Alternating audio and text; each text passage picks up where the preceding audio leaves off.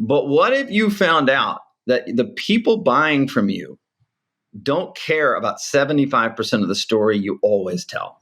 They really are engaged on about 25% of your story. And this could be the same in sales. Yeah, and I mean, I love all the directions here. I love the potential directions we can go. Man, this is super fascinating.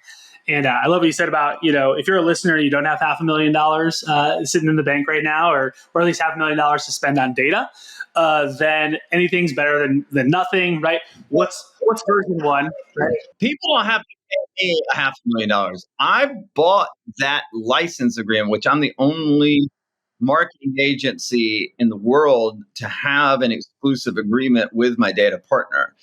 Why I bought that for $500,000 every 2 years is so that then I can offer it at literally 1% to 2% of that cost. So between $5,000 and $15,000, you get what Fortune 200 companies are paying hundreds of thousands of dollars for to that particular data company. I'm now, with the access to that data, I can then do it, interpret it, help you along the way, and do it at a fraction of the cost, because I just need enough people to sign up to do it. And not only do I pay it back, I make profit on it. So I just said, ooh, this is an idea. I kind of gambled my entire company on the idea. It just ended up working out because people are obsessed with getting it right and understanding their customer before they go.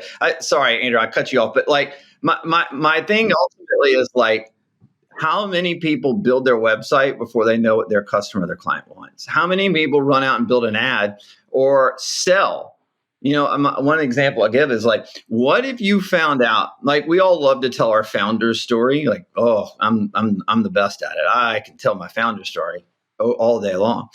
But what if you found out that the people buying from you don't care about 75% of the story you always tell? They really are engaged on about 25% of your story, right? And this could be the same in sales, right, Mike, with like Cutco, like the things that you're focusing on with Cutco, right? Maybe it doesn't really resonate with some, but if you knew, oh, here's the 25% of my story that blows through the roof every time, that's what we're finding in the data. And so then we're able to say, here's how your brand needs to be built, because this is actually what they're looking for. Your story needs to be the 25%, not the 100% you're currently doing.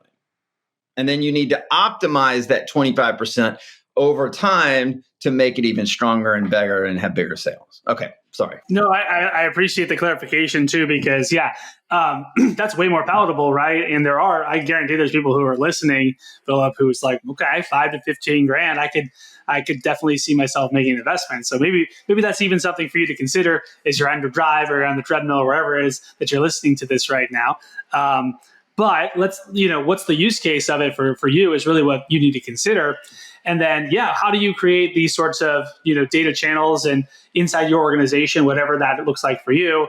We're in the process right now of like we're a startup, right, Phillip? So it's like, we're building our first dashboard and we're like, getting some APIs in from a few different locations. And we're trying to like paste together this kind of, version one that, quite frankly, we're excited about because we're finally going to have some visibility into what's happening. And also, I mean, the level of sophistication that you're bringing is really exciting. Isn't that fun when you get to look at the results and you go, ooh, that show worked really well. When we went in this direction and a few topics or a few guests, no one downloaded that show. I'll never forget James Altucher. If y'all don't, if you know who James Altucher is. Sure, yeah, I love him. Yeah, he's great. James is a great friend of mine.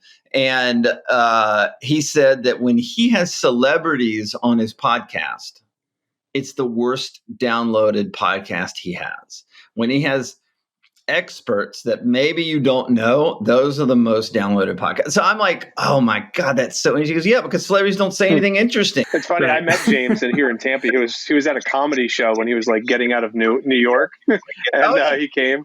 I remember when he went to Tampa. Yeah. He asked me to come down. We missed each other. Yeah. I went. I hung out with him for a little bit. We had a mutual connection of John Rulin, so I was like, "Hey, John knows you." And so it was He's great. Awesome content, really nice guy, and very funny. He did a great job. He crushed it. So he was the comedian? He stand up? That's awesome. What is it with entrepreneurs in comedy? I feel like everyone's trying to be a comedian. Well, hold on.